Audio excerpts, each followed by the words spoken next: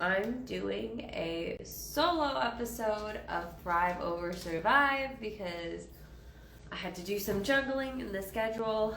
Um, People were traveling, so I figured that this week would be a great episode to do solo, answer any questions. So I'm gonna talk about, and it worked out because I actually just dropped Charlotte off with my parents for the weekend. Well, for the next couple of days. She'll be back mid-weekend. But if you can't tell, I'm a little congested. So I'm going to power through this episode, even though I really didn't want to, but I want to stay committed and I really want to share with my network, especially this end of the year time. A lot of people have been asking about goal planning for 2022 / year-end reviews. So I wanted to do a mini episode on kind of reflecting and talking about how I help clients and how I help, what I do for myself and my business as well. I do end of the month reflections and not just for the end of the year, because then I can see the data. I like to do end of the month and I like to do quarterly and then end of the year. So it's not as overwhelming when I get to the end of the year, my reflection in my review.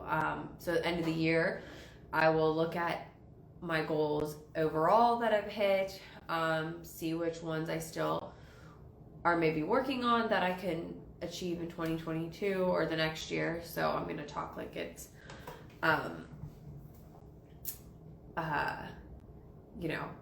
you can apply this every year, but I do that. I'm going to just talk like it's 2022.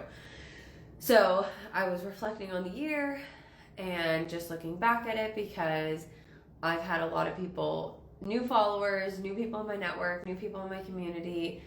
And someone said to me a couple weeks ago, they're like, I'm so jealous of the success you're having. Like, I just wish I could have that in my business.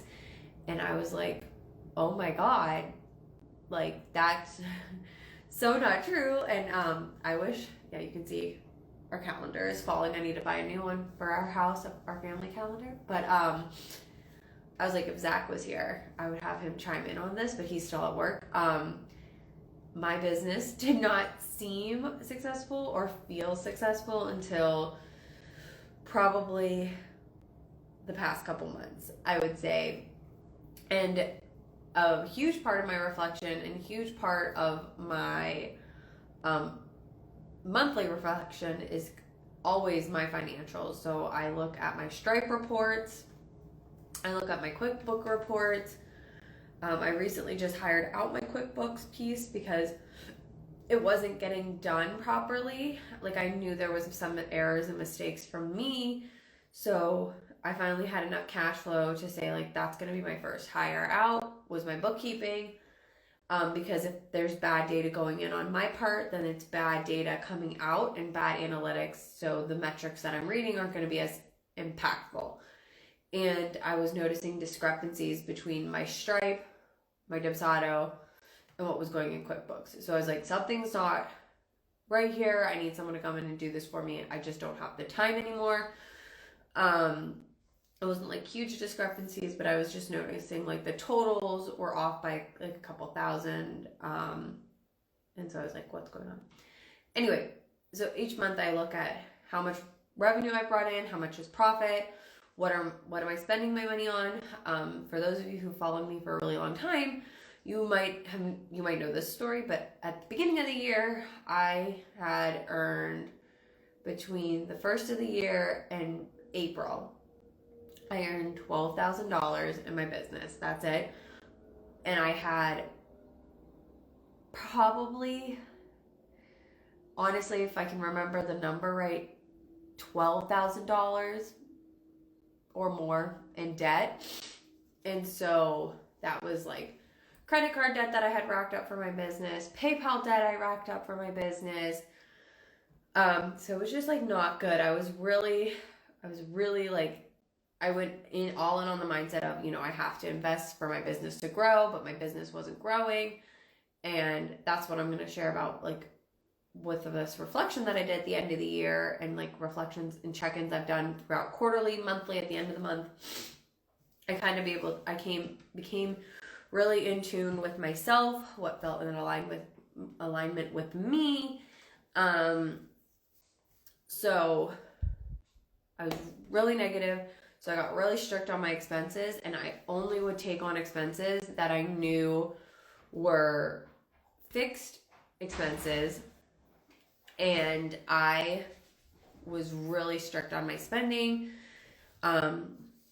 I probably had less than $1,000 in overhead costs going forward, which included, the highest thing that included was my last investment, big investment, I'll say, in my business, which was getting a sales coach, because that's where, after reflecting, I was like, I need help with my sales. It's not a mindset thing. It's not this. It's not that. Like, I deducted all this stuff that I thought was my problem. I cut back on contractors, all of it. And I like reset, revamped, restructured.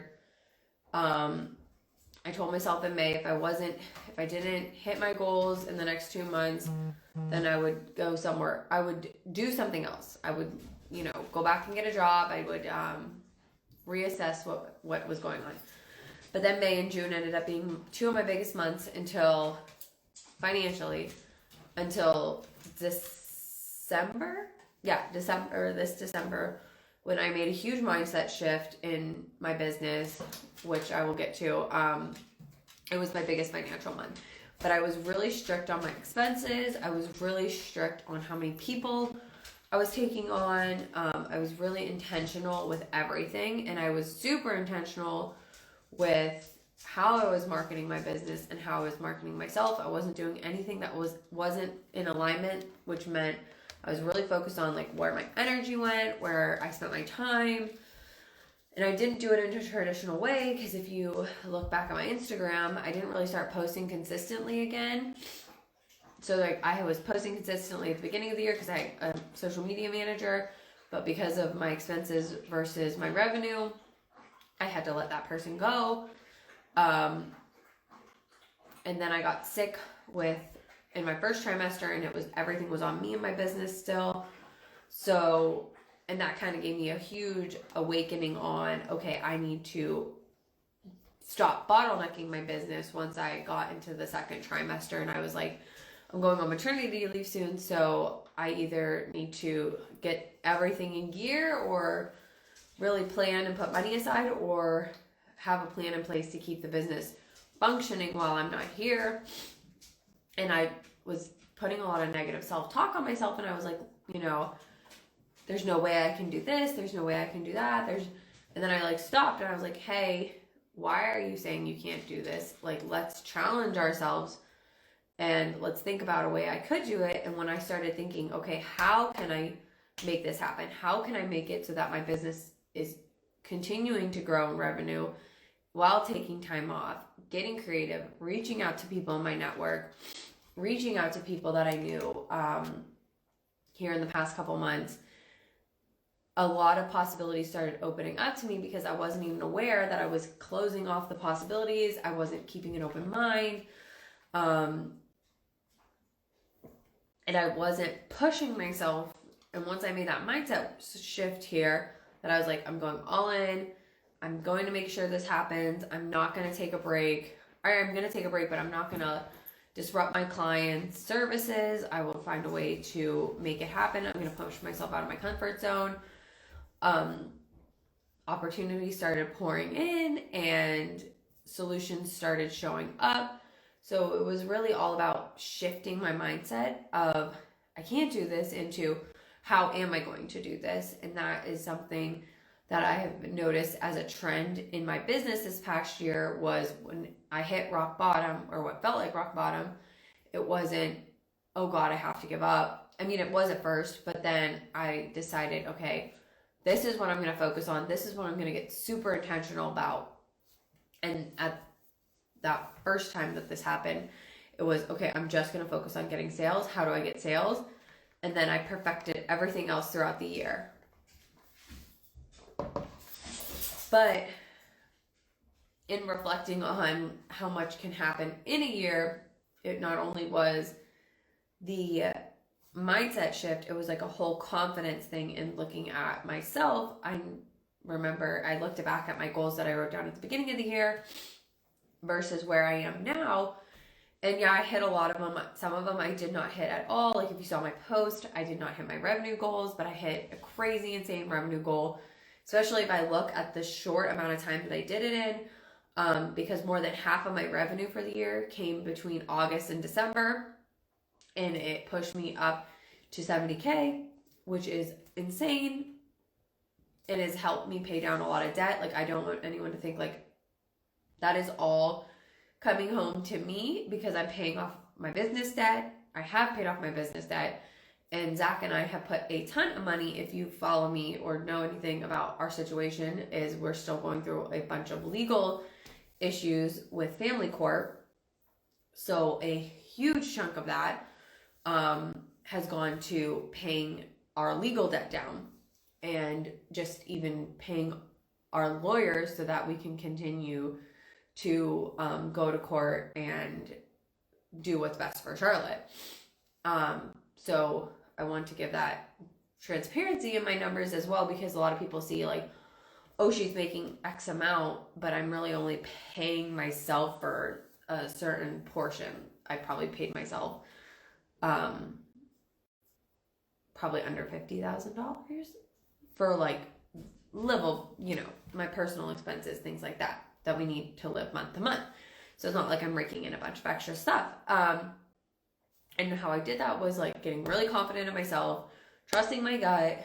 I stopped looking and listening to what everyone else was doing and really honed into like what felt good with me, which was my referral network, podcast guesting.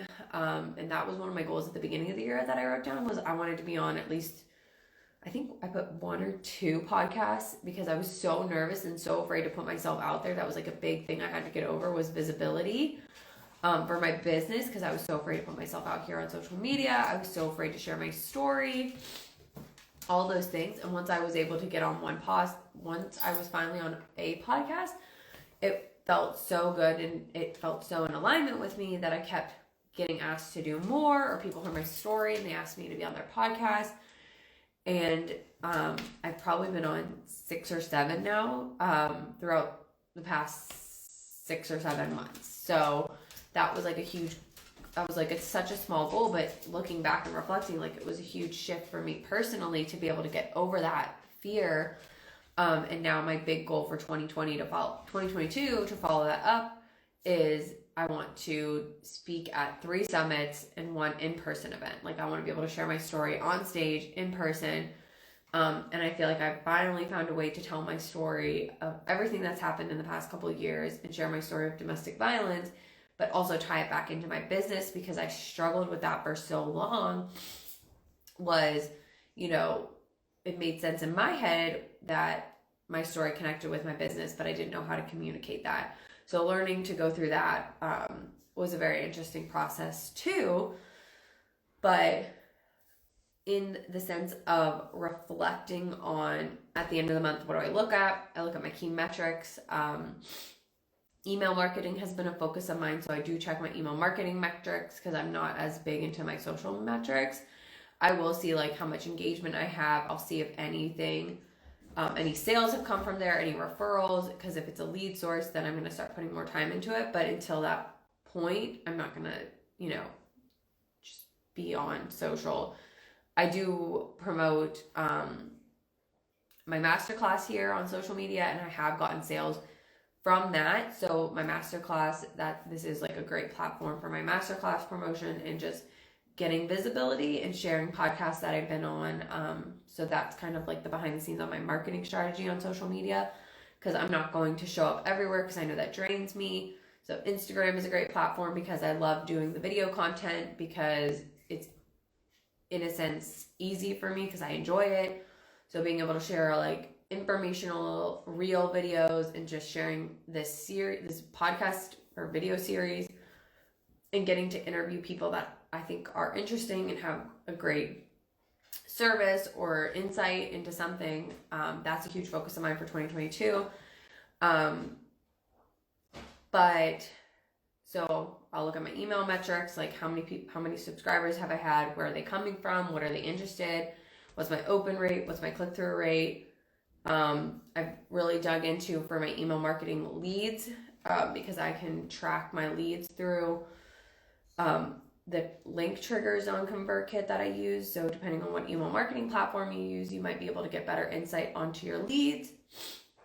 I check my profit, my revenue, expenses, those kind of numbers, those kind of metrics. Forecasted, I look at my lead tracker, what's forecasted in the next couple of months, what's on my I want to budget for list. Is there anything either debt-wise I can pay down or something I can buy to help move the needle in my business? So like a couple of things in the last couple of months when I had a few big months, I was able to purchase a couple of tech pieces that I had been on my I want to buy list for a really long time, but I didn't have the cash flow. So like Thrivecart, upgraded my Zapier, and I bought my Miro subscription, which is my whiteboard. If anyone's done a strategic intensive with me or a VIP day, they've seen my Miro boards. That's how I process map. That's how I take notes. I take my clients through exercises since we're all virtual. So it's a great virtual whiteboard platform that I use. And then there were some like office supply things, but that's where at the end of the month, I look at all this stuff and say like, okay, here's my forecast for the next month. Here's what my cash flow and my expenses are going to be. Is there any room to finally buy things that I wanted to buy or have been budgeting for? Like a bookkeeper, or I know I want to bring on new team members in the first quarter of 2022. So I've already reached out to people in the past 2 months and I'm like, what do you charge? And then I'm getting a breakdown and a price and forecasting. Sorry, my animals are getting into things. If you could hear that in the background. Nala, come here. She's getting on the counter. So I forecast like, okay, this is how many hours I want this contractor to work. This is what I foresee needing them for. I know I'm bringing on a new client this time frame because I had a capacity issue. So if anyone has a specific question about capacity and planning capacity, I can do a live or video training on that as well. But having a wait list or knowing when I can bring people on, and that also helps me with my budget and my planning. So that's kind of where I started my planning for 2022 is I have my big overarching goals. Like I have miscellaneous goals that I'll put like out in December that I'm like, okay, as long as I hit them at some point in the year. Like one of my goals last year, like the personal ones, I'll give an example, was to potty train Charlotte. And like now she's potty trained. But at the beginning of the year she wasn't, which is so crazy to me to think because I was like, it feels like she's been potty trained forever. And we're going to be back in the diaper phase soon. It just feels like we've been out of the diaper phase for a lot longer. But that's like a personal goal. I think one of my personal goals for next year is I want to read a book every month. So it's like things that I can track or not track. Like I want to read X amount of books because I just kind of fell off that wagon. So like I'll have personal or like business goals that I have that don't have a specific set month that I'll put. And I do this in my ClickUp, but you can do pen and paper. So I'll put my goals at the end of the year that are overarching. Doesn't really mean like I need to hit them in a certain month. And then I kind of start from there. I'll start brain dumping or just jotting down things in January, February, March. Try to do closer. And then if I see like there's too many things in January, I'll push some things out to February, so on and so forth. And then I'll leave some room for later in the year if I have certain goals. Like I put in December, I want to make sure I take the whole month of December off next year. By September, I'd love to start an actual podcast, not just a video series. And then I'll break it down because if I know in January, February, March, what are my main goals? I try to have like 3 big goals and then I break those down into sub tasks in my ClickUp so that I know, okay, this step needs to happen, this step needs to happen, this step needs to happen. And that's also what I've done with my clients as well. We just plan for Q1 because I know with the clients that I have, they will switch things up. Like we talked about overarching goals that can happen anytime in the year, or things they want to do like revenue goals, offers they want to create, when are they want to launch, things like that. But the first quarter, we get super specific and super detailed into those subtasks and who on the team would be doing what, so that we have capacity and we're planning for capacity. So this is one way that you could do your goal planning in your business, or even if you don't have a business and you're watching this, you can goal plan your personal goals that way of, okay, here's my like top 3 fitness or my top 3 financial goals. Like, what do I have to do each week to make sure that this happens and make sure it's measurable? Because I'm very much into SMART goals, which is specific, measurable, actionable, achievable. I forget what R is. And T, but it's all about making sure you have a way to measure them so that you can see like the progress that you're making, because it tricks your brain into feeling more positive. Because if you're just saying like, I want to exercise more, you're always going to feel like you're not doing enough, and it's going to just demotivate you. So having a goal that's measurable and attainable, so that it's not so far out of reach in the time frame that you're doing it, because that's where the writing out the goals for each month comes in handy, because my clients will be like, oh, I have this goal, this goal, this goal. And then we write them all out. And this happened. I wrote them all out, which she was talking about for January. And I was like, there's no physical way with the team we have now, the work like capacity we have now to achieve all of these. So which ones do we want to move to later? Like which one's more time sensitive? Which one makes sense? Are we going to confuse our audience? So, we have all these operational goals, and then it's factoring in like, what's our marketing strategy? What's the finance situation? There's like the niceties to have, but then there's things we need to be realistic about of, do we have the budget? Do we have the income? Is it going to conflict with a launch? Are we marketing properly? Things like that. So that's kind of an insight into how you can start goal planning. And I always tell people, you should have at max maybe 3 bigger goals. You can have like smaller, littler goals that work underneath them. But 3 big goals, especially personal life or business, you're going to get too overwhelmed. You're going to spread yourself way too thin. So it's good to keep yourself very, very focused. I usually say like you should have a revenue goal, a marketing goal, and an ops goal. Of like, ops is maybe moving the needle forward somehow, or a behind the scenes business improvement goal. Improving your onboarding system or implementing some tech that's going to make it easier for you. Bringing on a new hire, things like that are usually really good ops goals to have. And they're trackable. So that's kind of like my rough little intro or training, I guess, on goal planning for 2022, or just in general, because I also think you can start making goals and setting goals at any point. You shouldn't just make them at the beginning of the year. And you should be looking at your goals in monthly or quarterly at a minimum, because things change. What you want to do changes. So as you grow, you might pivot or switch those goals, or they might not really be applicable anymore. So that's kind of why I focus more with my clients on Q1. We got into Q2, but if they're going to change or pivot in the year, which is very likely as people grow,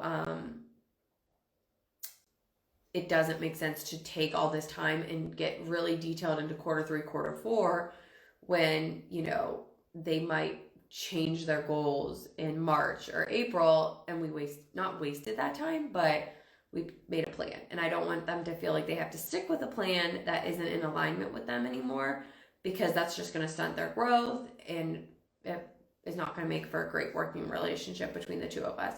So that's why I say you should get more specific closer to and make general end statements for longer term goals or things that are like more personal, things like that. But that's kind of my insight on goal planning and looking forward. But you should also reflect on how your year went, where your efforts were good, like what investments made sense for you. Are there any expenses you could cut out now that you're looking at the end of the year, both personal and business-wise? Because I know a lot of people don't do that enough, and they're paying for stuff that they don't really actually need or use. So those are some low-hanging fruit things that you could do and quickly make improvements on, especially if you're hurting for cash or cash flow. And reflecting on the year, just like, where did you have your biggest successes? Like, what are some lessons learned? I like looked through and did that on some of the big breakthroughs that I had. Like, what happened around there? Like, where was my mindset at? Like, how did I change it? I shared in my Instagram stories too, like books that helped change my mindset, because I've learned that like I like coaching programs, but I've gotten so much more out of books and then applying them, and then just having a core group of best business friends that I like to bounce things off of and utilize, that I work well with. So it depends on what you think works best for you and reflecting it. But the biggest thing that I think that has led to like my growth after reflecting on the year is like my own personal mindset to myself, my self-confidence, and getting super in alignment and super strategic with what I want to do and not what everyone else is doing, and not what everyone else is saying is like the big thing to do, because I've realized like that there are things that are fads, there's things that aren't, fun and all that, but it doesn't mean it's best for my business or best for me or best for my energy. So I've picked like my top 3 ways that I want to like market and network for my business, and what kind of operations and systems I want to have in my business to also help me in alignment with how I feel energetically, which I have felt very limited on energy because I'm 34 and a half weeks pregnant right now. So energy is on my brain because I am so limited with it. I want to make sure that I'm using it wisely. So, and I know a lot of people feel like that. They feel overwhelmed with their business. They feel burdened.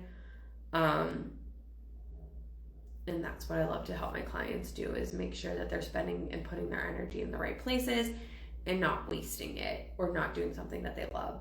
But that's kind of my reflection on 2021. A very short version of it, because there was a lot more that went into it.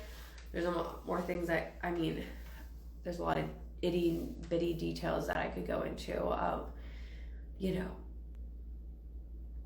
what happened throughout the year, but I feel like that's a really good highlight overview, and I'm starting to lose my voice, and giving some insight into planning, because I know a lot of people that's been top of mind. So if you're struggling with goal planning or staying focused, please feel free to reach out to me. I'm happy to give you some pointers, because that's what I've helped a lot of my clients in the past couple months. In December, we had goal planning sessions. I don't have any more goal planning sessions for the year, but if you want to do more of a deep dive, I'm happy to answer like general questions in my DMs. But if you have more deep dive or you want specific help with something, I do have goal planning sessions in January. Or I have the Success Without Stress Masterclass, which I have a training in there that walks you through goal planning and strategic planning and how to do them in alignment in a way that makes sense for your finances, your marketing, and your ops, so that they're all in alignment with your goals. But If anyone has specific questions, my DMs are always open. I hope this was helpful, or this gives a little bit of insight into the back end of my business and things that I've gone through in the past year. I'm sure I'll share my specific goals here soon as I've gotten them.